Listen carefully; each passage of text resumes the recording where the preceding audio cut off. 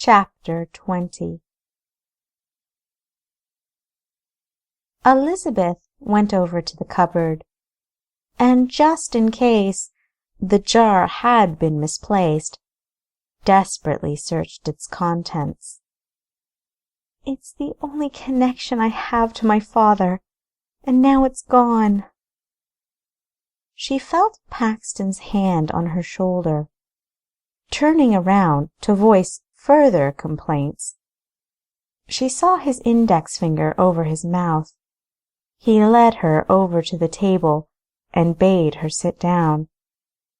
Jabbing his hand into his pocket, he extracted a folded piece of paper and placed it on the table in front of her.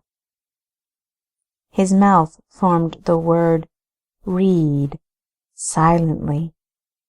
She unfolded the paper and saw 3 lines written in beautiful but obviously hurried handwriting. "I am coming, a spy in tow to witness my sincerity. Forgive my past, but remember it. I'll be just like Daddy. The ranch's loot must come with me. You understand why. My love, S. Wolfe." Elizabeth refolded the paper and handed it back to Paxton. "I don't understand," she whispered. "Who is S. Wolfe?" Paxton scanned the room and the windows, and once feeling it was safe, replied in a lower voice, "Stephanie Wolfe was my mother's maiden name." "But Paxton, you told me your mother was dead," Elizabeth retorted, exasperated with all the twists and turns she'd been enduring. "She is. My sister sent this note in code, just in case it was discovered. I received it the day before she arrived." Elizabeth's mouth fell open as she figured out just what the note meant. "You mean that entire show with your sister was an act to fool some spy sent by Stanton?" Paxton's head tilted to one side. "Sort of. I'm sure some true resentment manifested itself, but the overall episode was a performance for the benefit of a spy, yes. You see, everything I told you in our bedroom about our past was true, except that Amelia is apparently not against us. I alone could decipher the note and its true meaning, because only my sister and I know enough of our past to figure it out." He stuck a finger at the signed name at the bottom of the note. "Amelia likely never told Fenton our mother's maiden name. And here—" He gestured to the first line of the note and read it aloud. "I am coming, a spy in tow, to witness my sincerity." That line alone tells me volumes, but when coupled with "Forgive my past, but remember it. I'll be just like Daddy," I know everything. "She is telling you she wants to make peace, but her hands are tied because of her husband and his brother? When she says, 'I'll be just like Daddy'?" Elizabeth paused, trying to interpret the meaning of the sentence. Paxton was obviously excited that his wife was putting the clues together just as he had earlier. "Amelia, in a roundabout way, was informing me of the scheme. I used to argue with her all the time about Father. I tried to tell her what I'd figured out about him. I told her how her behavior resembled his belittling, his scheming, and his cruel manipulation." Paxton raked a hand through his hair. "Maybe she sees it now. At any rate, I understood the hint instantly. She'd been told to come here and undermine us and our relationship." Elizabeth scowled at the reminder the last line contained. "Paxton, you might have let me in on your little scheme. Now the Stantons have the jar of cocoa, my last hope of contact with my father, and I didn't even see it." "Darling," Paxton intoned, his face flushing with guilt. He scratched his head, evidently searching for a way to tell Elizabeth something important. "Dearest, you didn't know, but I was watching the way you were with that jar, and you know as well as I did. It would have taken you weeks to get up the gumption to open it. When I got the note from my sister, I couldn't tell you about it.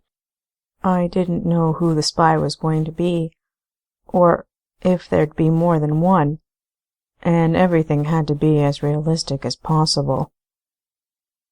Elizabeth's eyes suddenly blazed. "You opened the jar, didn't you?" He gulped and nodded.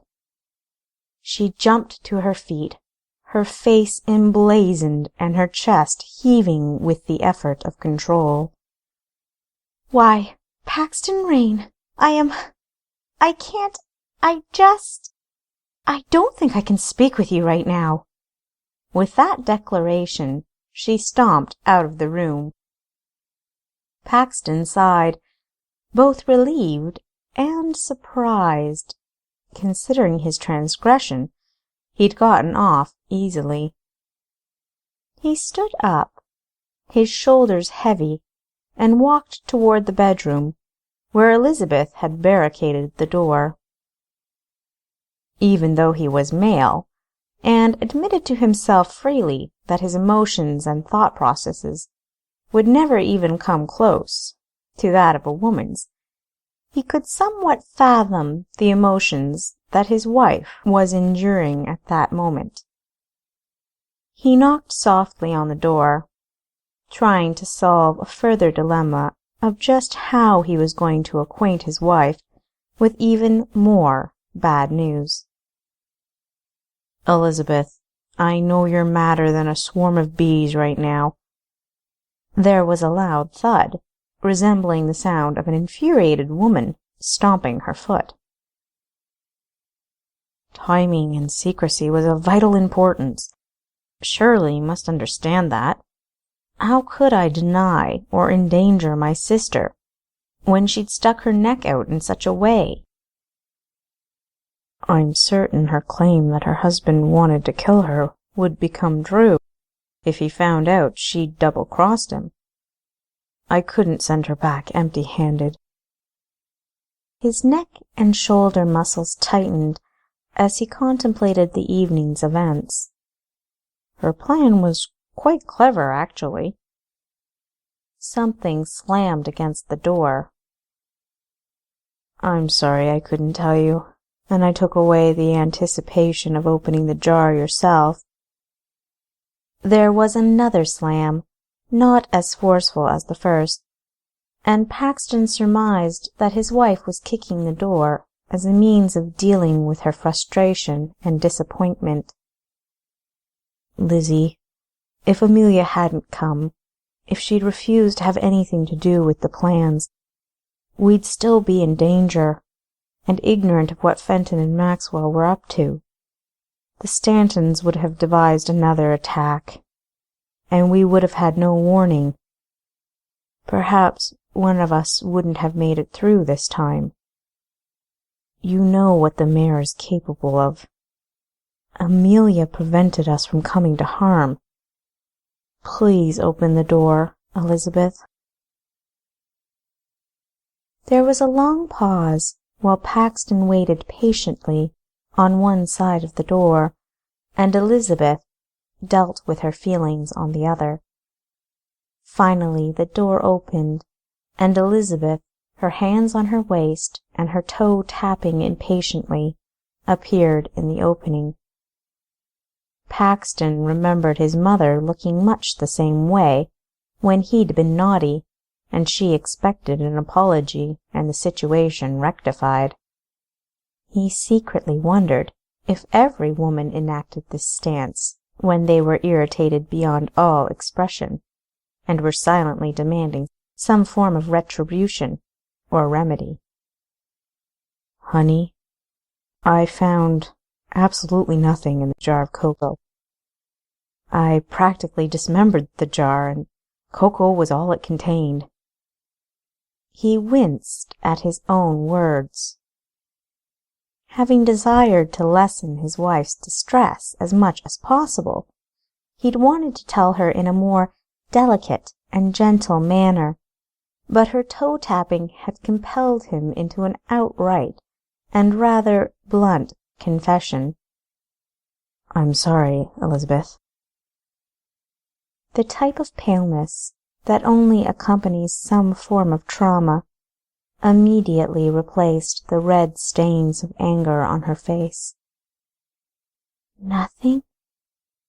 she repeated hollowly, squeezing the door handle until her knuckles were white. "Perhaps your father forgot about the jar." Paxton's voice perked up as he considered another possibility.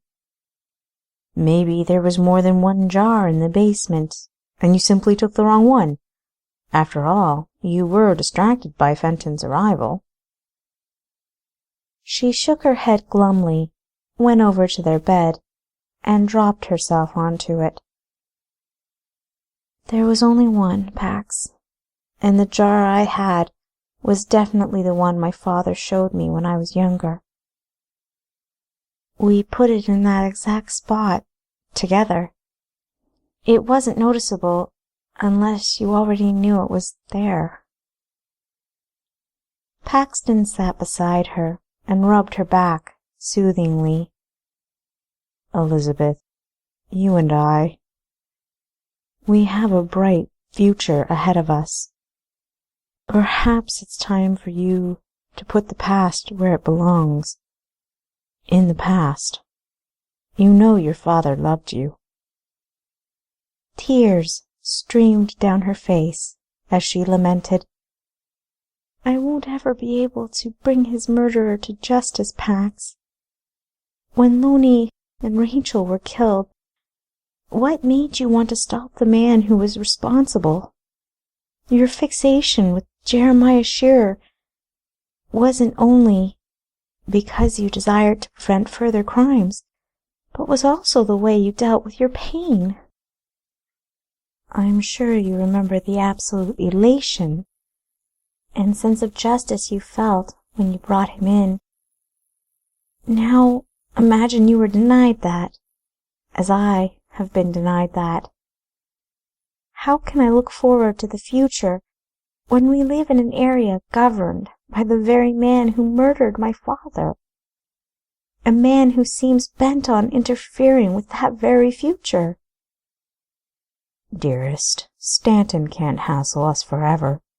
Eventually, he'll see how futile his efforts are, and look to other pursuits. I'm sure Amelia will help him in this. Most evil men get caught eventually, and so will Stanton. Maybe not for the murder of your father, but for some other crime. Furthermore, your father wouldn't want you dwelling on such depressing things. You must decide not to allow his killer to figuratively end your life as well.